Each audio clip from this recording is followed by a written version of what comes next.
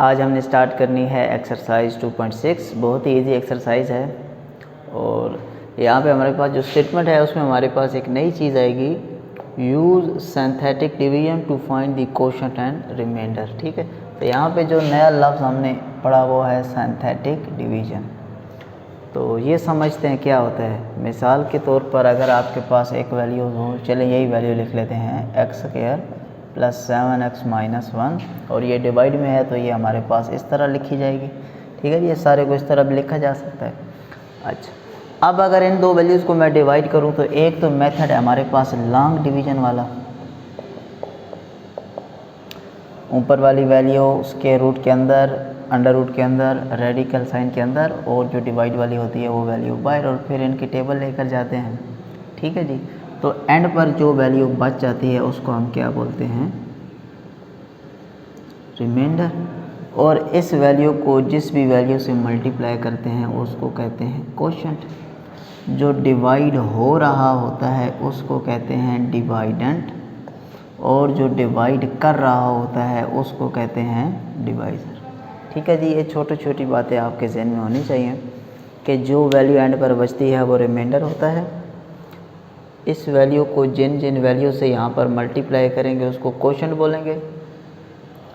जो value divide हो रही होती है वो डिवाइडेंट, और जो डिवाइड करती है उसको हम कहते हैं डिवाइज़र। अच्छा, ये तो मैं सिंपल डिवीज़न की बात कर रहा हूँ। ये वाला इस मेथड को बोला जाता है लॉन्ग डिवीज़न मेथड। और क्वेश्चन हमारे पास वही है जो इधर है, लेकिन अगर इस मेथड से सॉल्व करेंगे तो काफ़ी हमारे पास जो क्वेश्चन है वो ज़रा लेंथी हो जाएगा। तो इसी लेंथी क्वेश्चन को सॉल्व करने के लिए जो मेथड बनाया गया है उसको कहते हैं सिंथेटिक डिवीज़न। अब सिंथेटिक डिवीज़न का फ़ायदा ये होगा कि लॉन्ग डिवीज़न जो है उसमें हमारा काम थोड़ा सा ज़्यादा होता है, जबकि सिंथेटिक डिवीज़न में वही काम वही क्वेश्चन हमारे पास जल्दी सॉल्व हो जाएगा। लेकिन एक बात का ध्यान रखना है कि सिंथेटिक डिवीज़न है जो इसकी डेफिनेशन है उसमें भी ये लिखा है कि ये असल में डिवीज़न होती है। इसमें आप डिवाइड करते हैं दो वैल्यूज़ को, जिनमें से एक वैल्यू आपके पास जो होती है वो होती है पॉलिनोमियल, और जो दूसरी वैल्यू होती है वो आपके पास एक लीनियर वैल्यू होती है। ठीक है जी, अब इसका मतलब क्या हुआ कि ऊपर पॉलिनोमियल है, पॉली का हमने मतलब पढ़ा था डिफरेंट या मुख्तलिफ, बहुत सारे, मैनी। इसका मतलब हुआ कि यहाँ पर जो x की पावर है ना वो 3 हो सकती है, 5 हो सकती है, 7, 10, 12, जो मर्ज़ी आती जाए। पॉलिनोमियल का मतलब हुआ कि जो वैल्यू डिवाइड होगी उसमें कोई हमारे पास लिमिट नहीं है, पावर जो मर्ज़ी आ सकती है। लेकिन एक बात का और ध्यान रखना है, पॉलिनोमियल उसी वैल्यू को कहते हैं जिसकी पावर पॉजिटिव होती है। नेगेटिव अगर यहाँ पर पावर आ गई तो फिर उसको पॉलिनोमियल नहीं कहते, या पावर फ्रैक्शन में आ जाए, 1/2 आ जाए, 1/3 आ जाए, तो फिर भी उसको फ्रैक्शन नहीं कहते, सॉरी उसको पॉलिनोमियल नहीं कहते। पॉलिनोमियल सिर्फ उसी सूरत में बोलेंगे जब इसके ऊपर जो पावर्स हैं वो कैसी होनी चाहिए, पॉजिटिव होनी चाहिए। तो इसके ऊपर पॉजिटिव है इसलिए हम इसको बोल रहे हैं पॉलिनोमियल। और अगली बात कि पावर जो है वो कुछ भी आ सकती है, 10, 20, 30, जो मर्ज़ी लिख दी जाए। तो यानी कि जो एक वैल्यू होगी वो पॉलिनोमियल होगी और दूसरी लीनियर होगी। लीनियर का मतलब है कि वहाँ पर जो पावर होगी वो आपके पास मैक्सिमम x की पावर 1 होगी, इससे ज़्यादा हमारे पास जो पावर है वो नहीं होगी। तो कुल मिला के हमें यहाँ तक इतनी बात समझ आई कि सिंथेटिक डिवीज़न जो है वो डिवीज़न ही है। लॉन्ग मेथड जो हमारे पास था डिवीज़न का, उसके मुकाबले में ये जो डिवीज़न है ये हमारे पास उसी क्वेश्चन को हमें जल्दी सॉल्व करके दे देती है। तो अभी वो कह रहे हैं कि use synthetic division to find quotient and remainder. तो वही हमने कोशेंट भी फाइंड करना है और रिमाइंडर भी फाइंड करना है। आप चाहें तो घर में प्रैक्टिस के तौर पर इसको लॉन्ग डिवीज़न से सॉल्व करें, तो जो रिमाइंडर आपके पास यहाँ पर आएगा वही रिमाइंडर आपके पास लॉन्ग डिवीज़न में भी आएगा। अच्छा, अब लॉन्ग डिवीज़न के अपने रूल्स हैं और सिंथेटिक डिवीज़न के अपने रूल्स हैं, तो इसके ज़रा रूल समझते हैं। सबसे पहले तो आपने क्या करना होगा, मैं मिसाल के तौर पर इधर कोई इक्वेशन लिख दूँ, x³ plus 6x² plus 7x minus 6, तो आपने इनके लिखने होंगे कोफिशिएंट। क्या लिखने होंगे जी, कोफिशिएंट। कोफिशिएंट का मतलब है जो इन वेरिएबल के साथ यहाँ पर वैल्यूज़ मौजूद होती हैं। एक्स क्यूब के साथ कोई चीज़ मौजूद नहीं तो मतलब इसका कोफिशिएंट क्या हो गया 1। एक्स स्क्वायर के साथ मौजूद है 6, एक्स के साथ मौजूद है 7 और कांस्टेंट में हमारे पास मौजूद है -6। ठीक हो गई जी बात। हमारे पास जो भी पॉलिनोमियल होगा उसके हमने क्या लिखने होंगे कोफिशिएंट। अब जैसे ये पॉलिनोमियल है तो हम इसके क्या लिख लेंगे कोफिशिएंट। ठीक है जी बात। पहले ये बात ज़रूरी। अगली इम्पॉर्टेंट चीज़ वो ये कि अगर हमारी इक्वेशन शुरू हो रही है एक्स क्यूब से तो फिर आगे तरतीब मुकम्मल होनी चाहिए, यानी कि एक्स क्यूब के बाद एक्स स्क्वायर, उसके बाद एक्स और उसके बाद एक्स ख़त्म हो गया यानी कि कांस्टेंट। यहाँ पर अगर मैं मिसाल के तौर पर लिखूँ कि मेरा क्वेश्चन शुरू हुआ 7x की पावर 5 प्लस 4x की power 4 plus 3x square plus 7, तो जब मैं इसके कोफिशिएंट लिखने लगूंगा तो सबसे पहले पावर क्या आ गई 5, तो अब फिर आगे तरतीब होनी चाहिए। ये बात आपने जो है वो जहन में रखनी है। तो इस x के साथ जो कोफिशिएंट है वो क्या है 7। अब 5 के बाद पावर क्या आ गई 4, उसका कोफिशिएंट हमारे पास क्या था 4। अब यहाँ पे एक मिस्टेक है कि 5 के बाद 4 है और यहाँ पर जो है वो पावर x की पावर 3 होनी चाहिए थी, इधर क्या मौजूद है 2, तो वो वाली टर्म मौजूद ही नहीं है। तो जो टर्म गायब होगी उसकी जगह आपने लिखना होगा 0। अब एक्स क्यूब मौजूद नहीं था, उसकी जगह पे क्या आ गया 0। अब वैल्यू किसकी आ गई एक्स स्क्वायर की। एक्स स्क्वायर के साथ क्या मौजूद है 3। अब फिर यहाँ पर एक मिस्टेक है, एक्स स्क्वायर के बाद क्या होना चाहिए था एक्स, वो मौजूद नहीं है तो उसकी जगह पर 0 और एंड पर हमारे पास आ गया कांस्टेंट। तो यहाँ पे हमें दो बातें पता चली। एक तो हमने पॉलीनोमियल है उसके कोफिशिएंट लिखने हैं, और अगर कोई पॉलिनोमियल के अंदर कोई वैल्यू जो है वो टर्म है वो मिसिंग होगी तो उसकी जगह पर हमने लिखना होगा 0। ठीक है जी। बस ये 3-4 बातें अगर आपने जहन में रख ली तो फिर लॉन्ग डिवीज़न आपके लिए हो जाएगी ईजी। अच्छा, अब इसको स्टार्ट करते हैं जी। सबसे पहले हम लिखते हैं कि गिवन में हमें x square plus 7x minus 1 divided by x plus 1 इसको सॉल्व करना है। तो सबसे पहला जो आपने काम करना होगा वो जो आपके पास ये जो लीनियर एक्सप्रेशन गिवन होगा इसको अपनी तरफ से आपने लिखना होगा इक्वल टू 0। जब इसको इक्वल टू 0 लिखेंगे तो ये प्लस का 1 उधर जाके क्या हो जाएगा माइनस का 1। तो बेसिकली आपने यहाँ पर ये याद रखना है कि आपने छोटी जो वैल्यू होगी जो लीनियर होगा एक्सप्रेशन वहाँ से x की वैल्यू फाइंड करनी है, क्योंकि हमने इसको इस वैल्यू के साथ डिवाइड करना है ना, तो इसके तो हम कोफिशिएंट लिख लेंगे और यहाँ से हम x की वैल्यू फाइंड कर लेंगे। ठीक है जी। अच्छा, अब सिंथेटिक डिवीज़न शुरू करते हैं। उसके लिए आपने यहाँ पर एक टेबल बना लेना है और यहाँ पर लिखने हैं पॉलिनोमियल जो है उसके कोफिशिएंट। दो पहला स्टेप क्या हुआ, लीनियर फंक्शन को इक्वल टू 0, यहाँ से x की वैल्यू निकाली। जो x की वैल्यू आप निकालेंगे उसको इधर साइड पे लिख लें। x की इस वैल्यू को हम लिख लेंगे यहाँ पर साइड पे। यहाँ पर हमने लिखने होंगे कोफिशिएंट किसके पॉलिनोमियल के। तो x स्क्वायर के साथ कुछ भी नहीं मौजूद तो क्या मौजूद है 1, x फिर आ गया तो उसके साथ क्या मौजूद है 7 और फिर हमारे पास आ गया -1। तो गौर करें तो कोई वैल्यू मिसिंग नहीं है, पहले x स्क्वायर है फिर x है और फिर x मौजूद नहीं है। यहाँ पे हमने लिखने हैं पॉलिनोमियल के कोफिशिएंट, यहाँ पर जो हमने x की वैल्यू फाइंड की है वो लिखनी है। अब बहुत ईजी मेथड है, क्या करेंगे, हर बार ये जो पहली वैल्यू होगी इसको आपने इधर नीचे गिरा देना है। 1 है तो इधर नीचे क्या आ गया 1, 10 होगा तो 10 आ जाएगा, जो भी वैल्यू होगी यहाँ पर वो इधर आ जाएगी। अब ये वैल्यू जो भी इस लाइन से वैल्यू नीचे आती जाएगी उसके साथ हो जाएगा मल्टीप्लाई। तो जब 1 को 1 से मल्टीप्लाई करेंगे तो 1 माइनस और प्लस हमारे पास हो जाएगा -1 को 1 से मल्टीप्लाई करेंगे 1 और -1। ये जो -1 आया ये अगली वैल्यू के साथ हमने लिखना है। अब इनको सॉल्व करते हैं। 7 प्लस का है 1 माइनस का है, 7 में से 1 माइनस होंगे तो हमारे पास आ जाएगा 6। अब जो भी नीचे आएगी ये वैल्यू इसको मल्टीप्लाई होगी, 6 को 1 से मल्टीप्लाई करेंगे तो 6, लेकिन हमारे पास हो जाएगा माइनस का 6। -6 और -1 मिलकर हमारे पास क्या हो जाएंगे जी, -7। अच्छा, बस हमारे पास ये जो सिंथेटिक डिवीजन है ये सॉल्व हो गई है।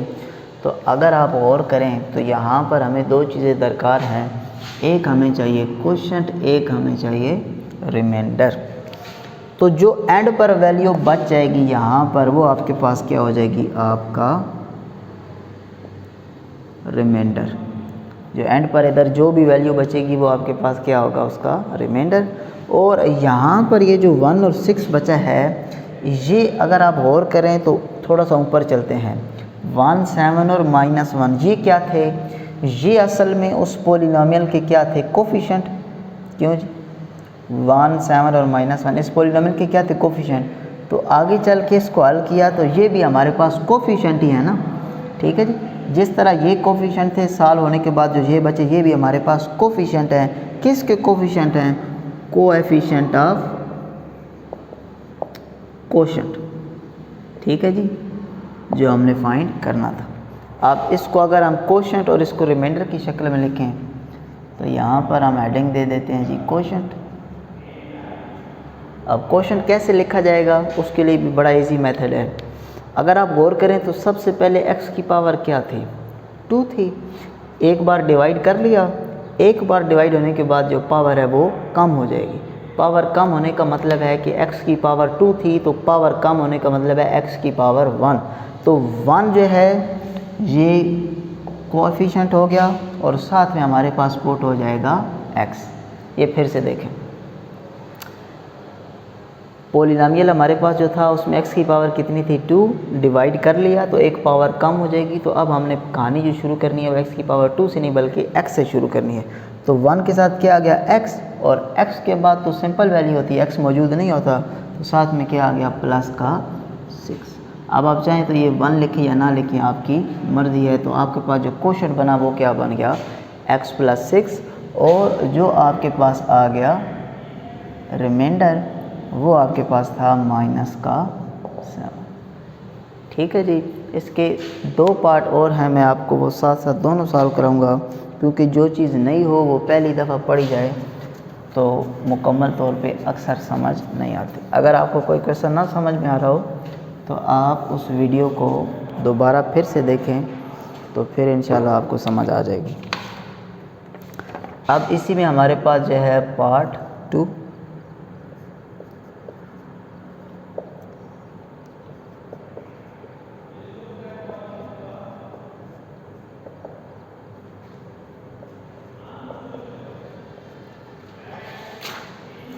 सॉल्यूशन में हम सबसे पहले लिखते हैं जी गिवन 4x³ - 5x + 15 और x+। चले जी, हमने सबसे पहले कहा था कि जो लीनियर एक्सप्रेशन होगा उसको किसके इक्वल पुट करना है, 0 के।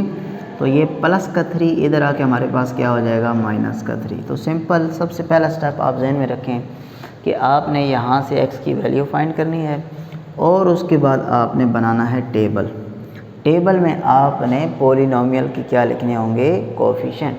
तो सबसे पहले टेबल कहाँ से शुरू है, x की पावर 3 से, और उसका कोएफिशिएंट हमारे पास क्या है, 4। अब x की पावर 3 के बाद होना चाहिए था x की पावर 2, वो यहाँ पर मौजूद नहीं है। हम समझ चुके हैं कि उसकी जगह क्या पुट करेंगे, 0। अब उससे नेक्स्ट x² के बाद x मौजूद है, वो है हमारे पास -5, और x के बाद सिंपल कांस्टेंट भी हमारे पास मौजूद है। कोई वैल्यू या टर्म मिसिंग होगी तो उसकी जगह हम 0 लगा देंगे, और ये जो x की वैल्यू आती है ये हमने लिखनी होगी यहाँ पर, ठीक है जी। और फिर हमने कहा था कि जो पहली वैल्यू होगी उसको हमने इधर नीचे गिरा देना है। 4 है तो यहाँ पर क्या आ गया, 4, और जो भी इस लाइन से नीचे आती जाएगी वैल्यू उसको ये वैल्यू कर देनी है मल्टीप्लाई। तो ये हो जाएगा आपके पास -12। अब -12 में 0 ऐड करें तो कोई फ़र्क नहीं पड़ेगा, तो -12 खुद ही आ जाएगा। अब फिर ये वैल्यू नीचे आ गई तो ये इसके साथ क्या हो जाएगी, मल्टीप्लाई, माइनस और माइनस प्लस हो जाएंगे, और जब 12 को 3 के साथ मल्टीप्लाई करेंगे तो ये हमारे पास हो जाएगा 36। 36 में से जब 5 माइनस होंगे तो हमारे पास बन जाएगा 31। अब फिर वैल्यू जो वैल्यू नीचे आती गई है उसके साथ होता जाएगा मल्टीप्लाई। अब 31 को जब हम 3 से मल्टीप्लाई करेंगे तो ये हमारे पास हो जाएगा -93। अब जब 93 में से 15 हम कर देंगे माइनस,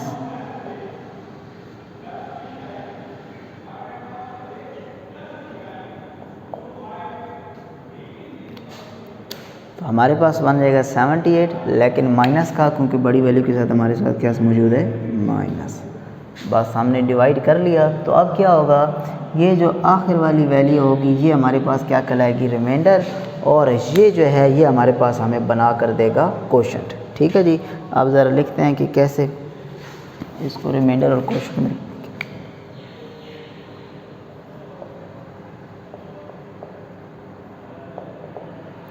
हमने कहा था कि अगर वैल्यू एक बार डिवाइड हो जाए तो उसमें x की पावर कम होती है। पिछले क्वेश्चन में x की पावर मैक्सिमम 2 थी, तो एक बार डिवाइड होने के बाद जो क्वेश्चन लिखा हुआ x की पावर 2 के बजाय x की पावर 1 से स्टार्ट किया, तो सेम यही काम हम यहाँ पर करेंगे। हमारे पास x की पावर कितनी थी, 3। एक बार डिवाइड होने के बाद पावर कम हो गई, तो 3 के बजाय पावर अब कहाँ से शुरू करेंगे, 2 से। तो यानी कि सबसे पहले क्या होगा, x की पावर 2, और कोशेंट उसके साथ जो उसका कोएफिशिएंट है वो हमारे पास क्या होगा, यहाँ पर 4। ठीक है जी, 4 हमारे पास कोएफिशिएंट था, और वैल्यू हमने x क्यूब के बजाय कहाँ से शुरू की, x स्क्वायर से, क्योंकि एक बार डिवाइड होने के बाद वैल्यू कम हो गई। अब तरतीब हमने रखनी है, x स्क्वायर के बाद क्या होगा, x होगा, और उसका कोएफिशिएंट क्या मौजूद है, -12, और x के बाद तो वैल्यू x की नहीं होती, सिंपल वैल्यू होती है, तो वो हमारे पास है +31। ठीक है जी, और ये हमारे पास आ गया यहाँ पर रिमाइंडर हमारे पास आया -78। अच्छा, यहाँ पर अगर आप एक और बात पे गौर करें तो जो आपके पास इक्वेशन है उसमें पावर कितनी थी, 3 थी।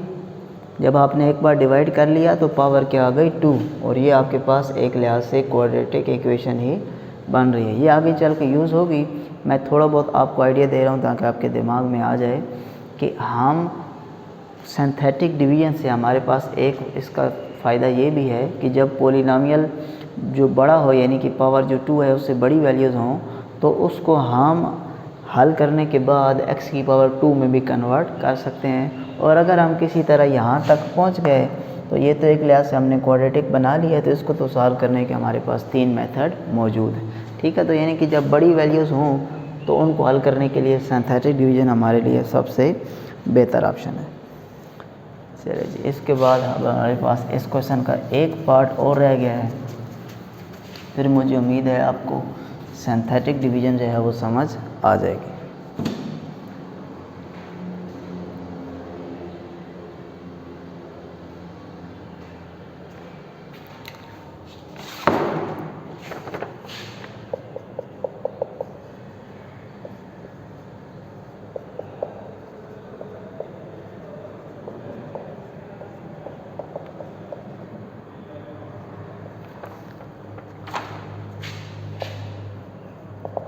चलिए जी, सबसे पहले हम कहते हैं जी गिवन में हमारे पास है x³ + x² - 3x + 2 divided by x - 2। तो सबसे पहले हम करेंगे जी पुट x - 2 = 0। यहाँ से हमने x की वैल्यू फाइंड कर ली। अब हमने एक टेबल बनाना है, और टेबल में हमने वैल्यूज़ लिखनी है कोएफिशिएंट किसके, पॉलिनॉमियल के। x³ के साथ कोई वैल्यू नहीं मौजूद तो 1, x² के साथ कोई वैल्यू नहीं मौजूद तो 1, x के साथ -3, और सिंपल आ गया 2। यहाँ पर कोई वैल्यू मिसिंग नहीं है, x³ x² x और कांस्टेंट, तो इस वजह से यहाँ पर कहीं भी हमने 0 पुट नहीं किया। और ये x की वैल्यू हमने साइड पे लिख देनी है। ये वैल्यू एज इट इज़ यहाँ पर नीचे आ जाएगी और 1 हो जाएगा। जो वैल्यू नीचे आएगी ये वैल्यू इसके साथ क्या हो जाएगी, मल्टीप्लाई। 2 को 1 से मल्टीप्लाई करेंगे तो 2 आपस में ऐड होंगे तो ये बन जाएगा 3। ये इसके साथ मल्टीप्लाई होगा तो 3 और 2 मिलकर क्या हो जाएंगे 6। नेक्स्ट टर्म के साथ हमने लिख देना है 6 में से 3 माइनस होंगे तो क्या मिल जाएगा 3, और ये फिर इससे मल्टीप्लाई होके फिर इसको क्या बना देगा 6, और 6 और 2 आपस में ऐड होके क्या हो जाएंगे हमारे पास 8। तो जो एंड पर बच गया वो हमारे पास रिमाइंडर होगा, और ये हमारे पास हो जाएगा कोशेंट।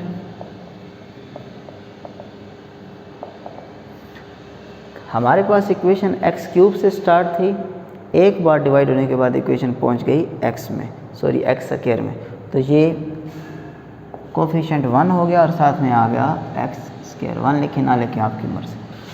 अब एक्स स्क्वायर के बाद वैल्यू होगी एक्स की, तो प्लस 3x और उसके बाद कांस्टेंट टर्म हमारे पास क्या आ गई 3। ठीक है जी, पावर 3 थी, एक बार डिवाइड होने के बाद अब पावर शुरू हुई एक्स स्क्वायर से और कोफिशिएंट हमें मिले थे 1, 3 और 3, 1, 3 और 3। रिमाइंडर हमारे पास आ गया जी 8। ठीक है जी, क्वेश्चन नंबर जो 1 है उसके तीनों पार्ट हमने सॉल्व कर लिए हैं।